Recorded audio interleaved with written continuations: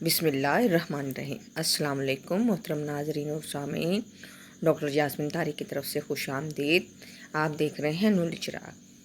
آج ہم چلتے ہیں ویڈیو نمبر 2 کی طرف، انسائکلوپیڈیا آف قرآن پاک، چیپٹر نمبر 2، سورۃ البقرہ۔ سورۃ البقرہ قرآن پاک کے پہلے پارے میں ہے۔ بتائیے البقرہ کے لغوی معنی کیا ہے؟ بقرہ کے لغوی معنی ہیں گائے۔ سوال نمبر 2، قرآن پاک کی سب سے طویل سورت پہلے پارے کی سورۃ البقرہ میں ہے؟ یہ کون سی منزل میں ہے اور اس کی کتنی آیات و رکوع ہیں؟ یہ سورت قرآن پاک کی پہلی منزل میں ہے۔ اس میں 286 آیات اور 40 رکوع ہیں۔ آیات کے اعتبار سے سورۃ البقرہ سب سے طویل سورت ہے۔ بتائیے یہ کتنے پاروں میں ہے؟ پہلے پارے الف لام میم، دوسرے پارے سیقولو اور تیسرے پارے تلک الرسل میں ہے۔ پہلے پارے میں آیت 1 سے آیت 141 تک کل 141 آیات 16 رکوع۔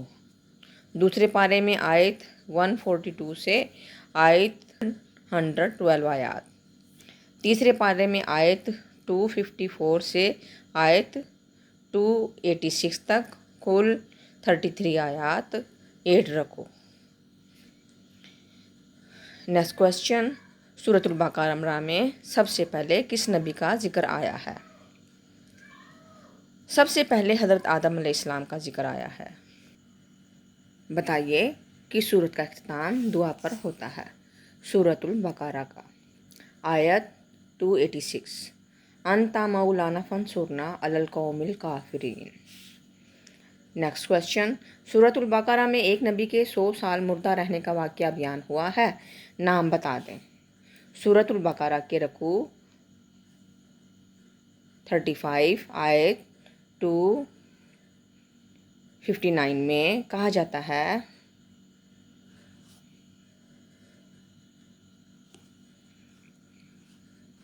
سورۃ البقرہ کے رکوع 35 آیت 259 میں کہا جاتا ہے کہ یہ حضرت عزیر علیہ السلام کا واقعہ بیان ہوا ہے۔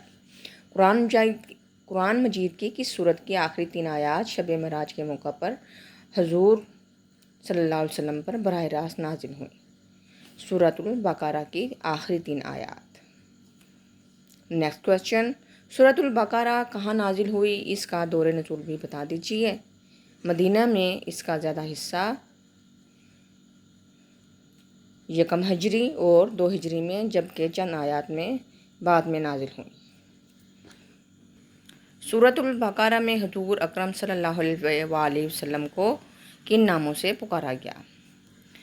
بشیر النذیر، نذیر سے آیت 119 میں، انا ارسلناک بالحق بشیرا و نذیر۔ سورۃ البقرہ میں حضرت جبرائیل علیہ السلام کا نام 2 مرتبہ آیا ہے، کن آیات میں؟ پہلا پارہ الف لام میم کی آیات 97 اور 98 میں۔ حضرت موسیٰ علیہ السلام کا نام بھی پہلی مرتبہ سورۃ البقرہ میں آیا ہے۔ آیت بتا دیجیے۔ سب سے پہلے حضرت موسیٰ علیہ السلام کا ذکر سورۃ البقرہ آیت 54 میں آیا ہے۔ سورۃ البقرہ میں حضرت جبرائیل علیہ السلام کا نام 2 مرتبہ آیا ہے۔ بتائیے کس فرشتے کا نام اس سورت میں آیا ہے؟ حضرت میکائیل علیہ السلام کا۔ بتائیے سورۃ البقرہ میں کس پیغمبر کا نام 5 مرتبہ آیا ہے؟ حضرت آدم علیہ السلام کا نام 5 مرتبہ آیا ہے۔ سورۃ البقرہ میں کتنے انبیاء کا ذکر آیا ہے؟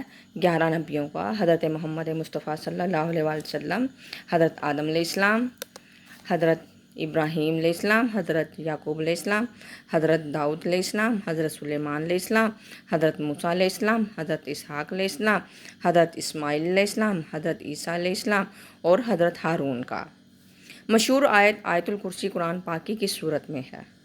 یہ 2 بات سب کو پتہ ہوگی۔ سورۃ البقرہ کی بقرہ میں آیت 254 سے 255 تک۔ سنام القرآن اور نسبات القرآن، خیمہ قرآن کس سورت کو کہا جاتا ہے؟ سورۃ البقرہ کو۔ سورۃ البقرہ میں کس جگہ عورتوں کی طلاق کا ذکر آیا ہے؟ سورۃ البقرہ کی آیت نمبر 228 میں عورتوں کی طلاق کا ذکر آیا ہے۔